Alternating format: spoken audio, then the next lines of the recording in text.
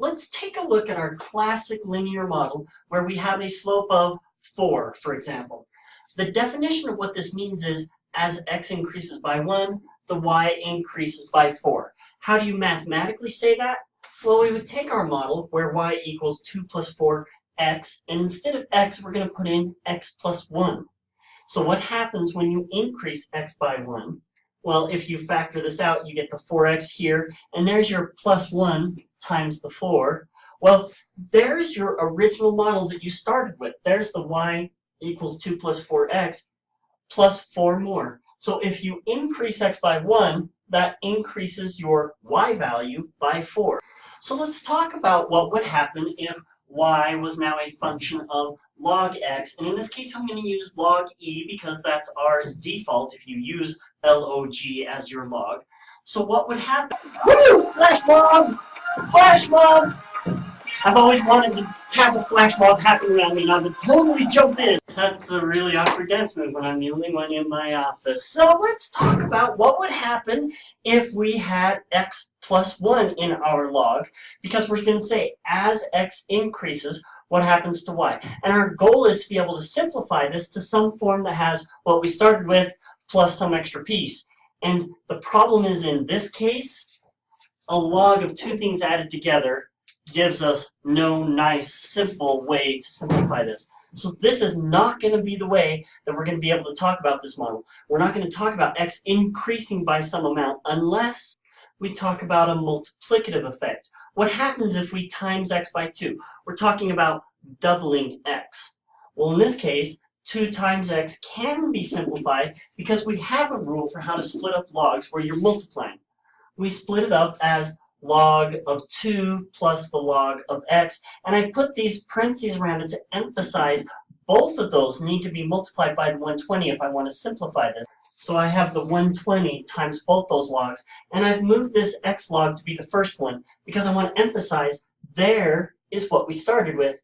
Here is the extra piece, and this is just a number that I can plug in my calculator and get just over 83. So now we can interpret this by saying if we double the x, then our y goes up by about 83. Here's something really important to notice. Because x was logged, we talk about x with multiplying. In this case, we multiplied 2.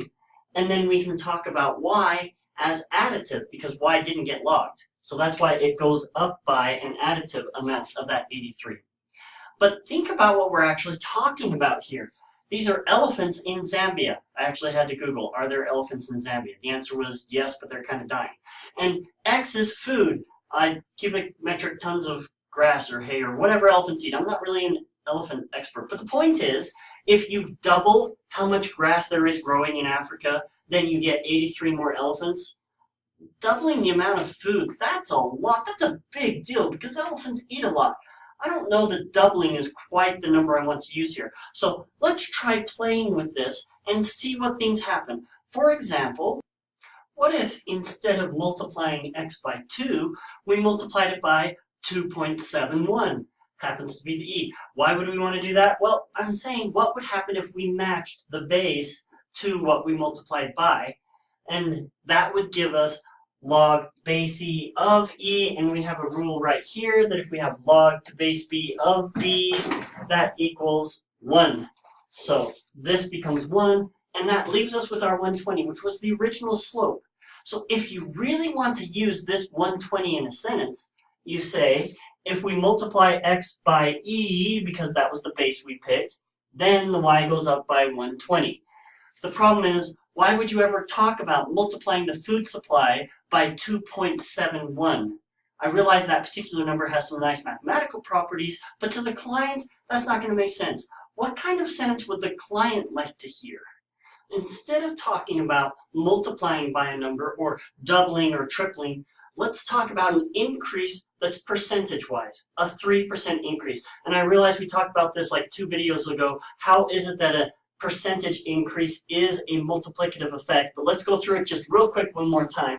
If I have X amount and I want 3% of that more, I take 3% of the X and add it on, which simplifies to a 1.03 times X. Where'd the 1 come from? That was the 100% that we started with, plus 3% more.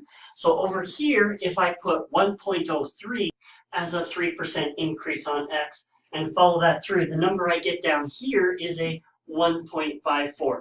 And this is a lot more reasonable for someone who's actually trying to study elephants.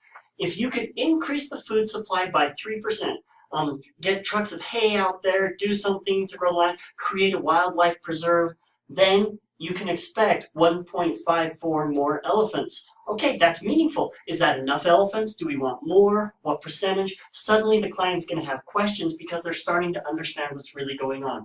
Now, could I have done any percentage? Sure. 1.05 would be a 5% increase. What if we wanted to talk about the change if we decrease the food supply by 3%? So here's the amount of food we started with. If you drop it 3%, that's a 1 minus 0.03. The number we want to multiply by is going to be 0.97. 0.97 gives us a 3% drop in food. And all I have to do is follow that down.